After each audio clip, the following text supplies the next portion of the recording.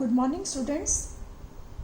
Yesterday we discussed about the definition of sentence, what is sentence, and how we arrange the words to make a meaningful sentence.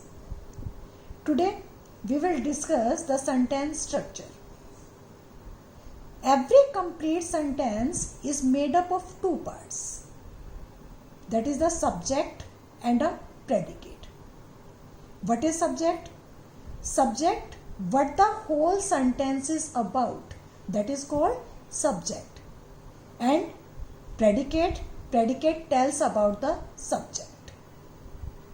Now, first of all, we will discuss about the subject. The part of the sentence which talks about the person or a thing is called the subject of the sentence. The subject of a sentence could be a noun, a pronoun, or even an entire phrase or clause.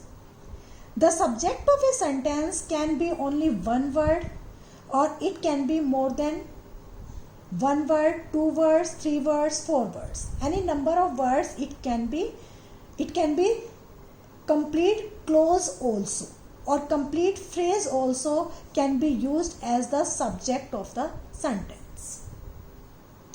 Now, in most of the sentences, the subject is there. Without subject, no sentence is complete. But sometimes the sentence doesn't have the subject. It is implied. It is understood.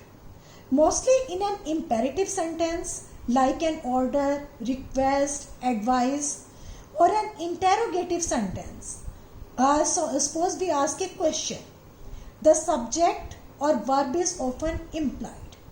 For example, if I say run, go, here only verb is given, run and go is only the verb, and this is the part of the predicate. Subject, whom I am saying? To you.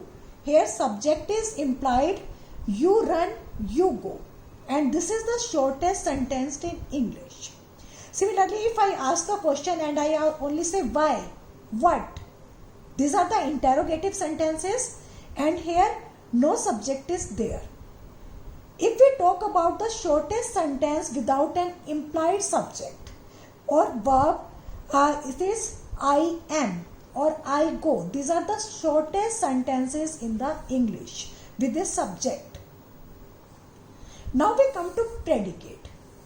The part of the sentence which talks about the subject, which tells us something about the subject, which talk of the subject, that is called the predicate of the sentence. Like the subject, the predicate can have one word or more than one word.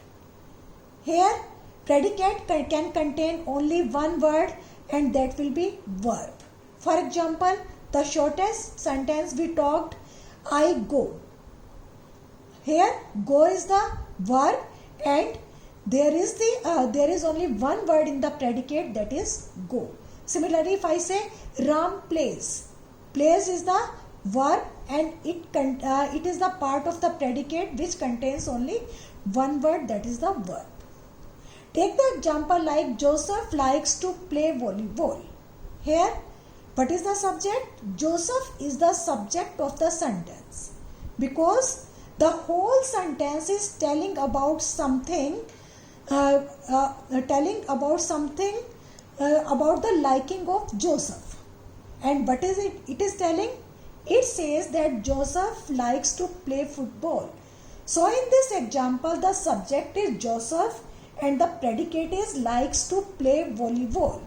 And here predicate contains the four words. Likes is the verb, and to play volleyball is the phrase. To determine the subject of the sentence, if we want what is the subject in the sentence, we have to first find out the verb in the sentence. And then we ask the question who or what in the sentence. In the first above sentence, we first find the verb. The verb here is play. So we will first ask who plays, and the answer comes Joseph. Joseph plays, and this tells us that this is the subject of the sentence. Here we determine that the subject is Joseph. Similarly, take the next sentence, the horse ran. Here the verb is ran, so we first ask who ran, and the answer comes horse. So the subject is the horse. Here the subject contains not the one word, but it contains the two words, the horse, and the predicate contains only one word, and that is the verb, and that is ran. So students, this was all about the structure of the sentence. And again I say that for a sentence there are two things, subject and predicate. Subject can contain one word or it can take more than one word. Similarly, predicate can contain one word or more than one word, that is 2, 3, 4, any number. But remember that for predicate the verb is the necessary thing, and sometimes the subject can be also be implied in the interrogative sentences, in the imperative sentences. So that's all for today. I hope you have understood it very well. Thank you. Have a nice day.